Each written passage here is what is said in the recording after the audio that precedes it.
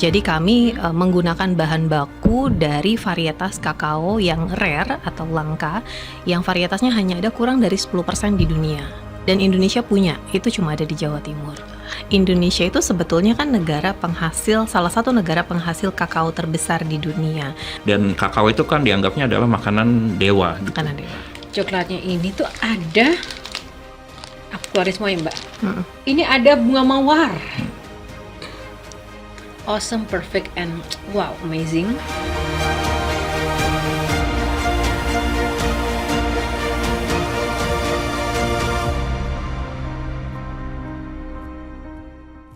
Halo semuanya, ketemu lagi bersama saya Yohana Margareta. Nah, kali ini berbeda. Kita ada di podcast Juragan Zaman Now, saatnya UMKM naik kelas. Tepuk tangan boleh semuanya yang bekerja di sini semuanya. Nah, kali ini edisinya spesial. Ternyata bukan hanya Anda aja teman-teman yang nonton podcast ini yang manis, tapi juga ada yang paling manis di sini adalah coklat. Nah, di sini sudah ada Mbak Iren. Tepuk tangan Mbak Iren. Dan sang suami tercinta Mas Nugi. Tepuk tangan Mas Nugi. Terima kasih ya Mbak. Senang banget dari video-video proses yang ditampilkan selama proses jadi peserta. Bahkan yang ini tadi kita lihat sama-sama itu memang gak usah banyak bicara, kita ikut bangga loh Mbak, iya kan? Karena dari Sulawesi Selatan ya? Ya, Sulawesi Selatan dan Jawa Timur. Sulawesi Selatan dan Jawa Timur, terus produksinya di Tangerang. Oh, di Tangerang. Ya. Nah Mbak, apa yang menjadi daya tarik? Jadi kami menggunakan bahan baku dari varietas kakao yang rare atau langka, yang varietasnya hanya ada kurang dari 10% di dunia. Dan Indonesia punya, itu cuma ada di Jawa Timur. Hanya ada di Jawa Timur? Hanya dari ada di seluruh Jawa Indonesia Timur. hanya ada di Jawa Timur? Iya, yang berkembang lebih baik hanya di Jawa Timur. Jadi kami ambil dari varietas itu, lalu kita jadikan varian Java Criollo. Nah, ini yang memang membedakan. Satu, dari segi rasa berbeda.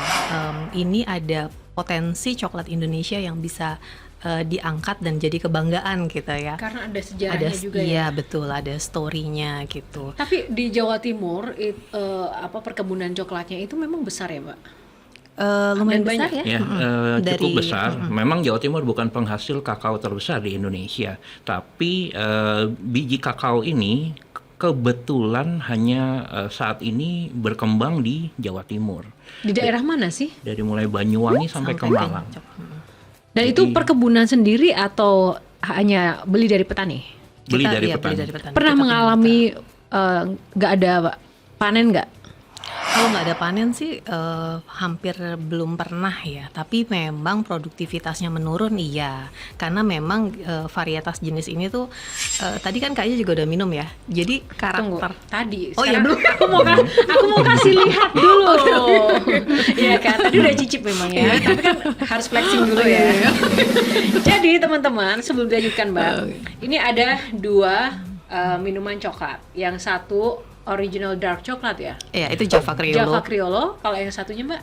Creamy latte, dia ada susunya. Creamy latte. Oke, harus ditunjukkan minumnya. Nggak ada cara minum khusus kan? Biasa aja kan? Oke.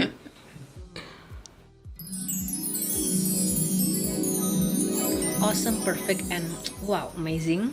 Terus kemarin, ini ada yang coklat susu. Aku lebih suka yang ini Mbak, yang Java Criollo. Java Criollo.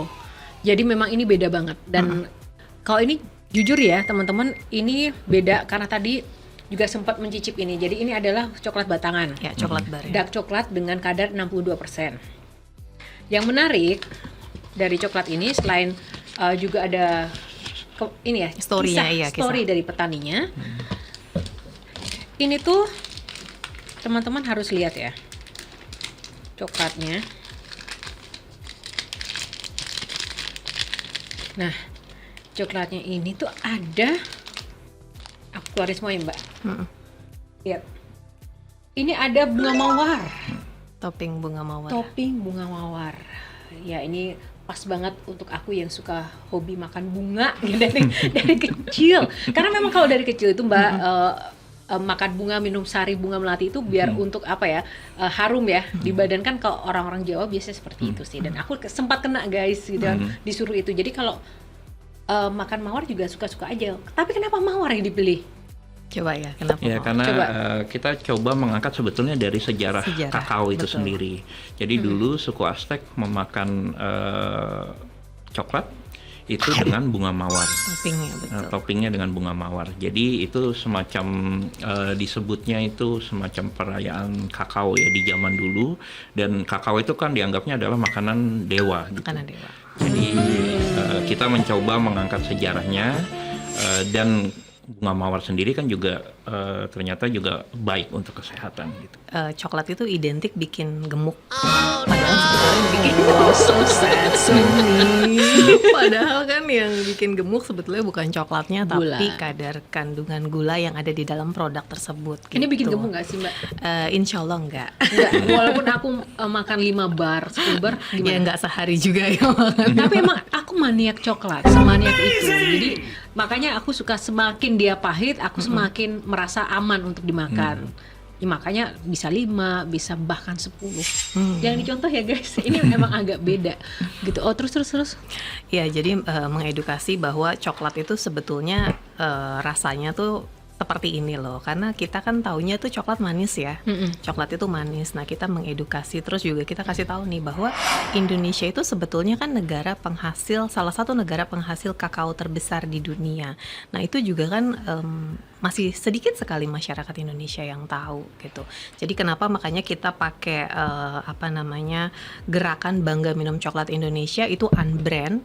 Jadi kita nggak tulis bahwa coklatin hashtagnya adalah Bangga Minum Coklat Indonesia, enggak. Jadi gerakan Bangga Minum Coklat atau Makan Coklat Indonesia, terserah brandnya apapun, tapi kita sama-sama mengangkat coklat Indonesia supaya produktivitasnya dan juga semakin dikenal baik di dalam negeri maupun juga di luar gitu. Nah Mbak, gimana ceritanya waktu itu bisa ikut JJN dulu deh?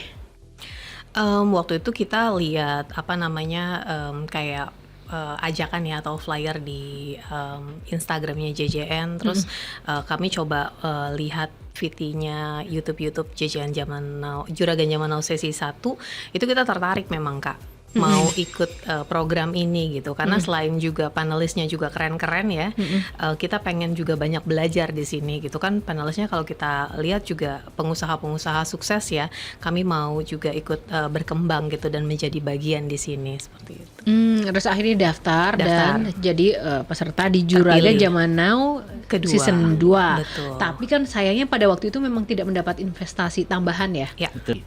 Tapi memang dari sana justru kita mendapatkan banyak hal ya di luar investasi gitu. Salah satunya adalah kami diberikan kesempatan waktu itu untuk mengikuti acara Ramadan di salah satu hotel bintang 5 di Jakarta, yaitu Grand Hyatt Jakarta. Ya, Grand Hyatt. Ya, di Grand langsung Hyatt. disebutkan ya. Ya, langsung di Grand Hyatt. Waktu itu ada momen Ramadan. Ya. Terus kemudian buka booth di situ.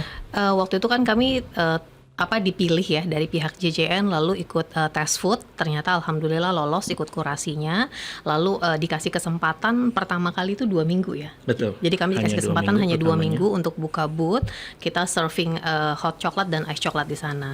Ternyata di minggu pertama responnya sangat baik, baik dari customer yang datang, tamu hotel maupun dari manajemen Grand Hyatt. Lalu akhirnya kami diberikan perpanjangan sampai 1 bulan full Ramadan dan di 2 titik waktu itu. Jadi di Grand Hyatt dan juga di Iftar Fountain Lounge ya. Jadi di Grand Cafe di lantai 3 dan di acara corporate-nya mereka yang ada di dia biasa ada acara Sunset Iftar. Jadi kami ada di 2 titik selama 2 minggu terakhir Ramadan waktu itu. Nah itu efek langsung dari JJN dapat kesempatan Betul. itu. Nah setelah itu apalagi efek yang mungkin tidak langsung tapi juga sejalan untuk perkembangan bisnis yang dirasain. Oke, jadi dari Grand Hyatt itu kami pikir kan udah selesai nih sesi Ramadan gitu ya. Ternyata setelah itu malah kita kontak lagi dari pihak Grand Hyatt, malah ditawarkan menjadi vendor di sana gitu. Jadi akhirnya kami sekarang sudah hampir 1 tahun ya berjalan, sudah jadi vendor resmi di sana. Dan kalau misalnya Kak Yo nanti ke Grand Hyatt, itu udah ada menu coklatnya, itu namanya Java Criollo. Nah itu punyanya Coklaten. Baik, jadi guys yang ini cuma aku doang. Oke. Nah, Mbak di luar sana, Mbak Iren dan Mas Nugi kan juga banyak nih yang mungkin menjalankan bisnis coklat dengan histori. Karena sekarang udah semua orang kayaknya sudah mulai sadar deh kalau jual sesuatu biar beda harus ada histori dan story-nya. Tapi ternyata memang nggak mudah ya berbisnis itu. Boleh nggak dibagi resep-resepnya buat teman-teman di luar sana agar juga nggak minder untuk memulai bisnis, ataupun yang kalau punya bisnis itu nggak patah arang gitu di tengah jalan melihat wah kayaknya nih yang ini udah masuk JJN pasti dia lebih keren, terus jadi kayak ciut gitu. Apakah gue harus masuk JJN juga? Kan nggak harus jalannya tuh seperti itu, Mbak Iren. Konsisten dan yakin sama apa yang kita punya. Jadi kalau misalnya kita ngerasa oke, ini produknya udah bagus gitu, cari terus peluang yang lebih baik. Jadi digali terus. Tapi tetap juga yang pertama itu ya konsistensi ngejalaninnya. Jalanin apa yang kita suka dan langsung dijalankan. Jangan terlalu banyak untuk berpikir. Karena kalau kita berpikir akhirnya kita nggak akan pernah mulai.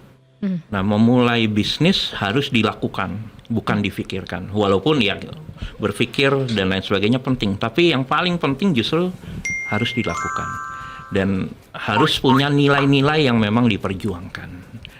Jadi bisnis itu harus punya nilai-nilai yang diperjuangkan. Kalau saya pikir sih itu sih yang paling penting sebagai dasarnya. Gitu. Oke, yang pertama dari Mbak Iren dan juga Mas Nugi konsisten, yang kedua berani memulai, Betul. berani mencoba, dan yang ketiga harus memikirkan ada value dari produk kita. Terima kasih untuk semuanya yang mendukung JJN dan juga para peserta, dan kita akan ketemu dengan momen-momen perbincangan, sharing-sharing menarik lainnya dengan para peserta yang tak kalah ya, keren-keren. Dari Mbak Iren dan juga Mas Nugi, karena JJN memang luar biasa. UMKM saatnya naik kelas. Sampai jumpa lagi. Terima kasih Mbak Iren, terima kasih Mas Nugi. Dihabisin dulu lah ya ini.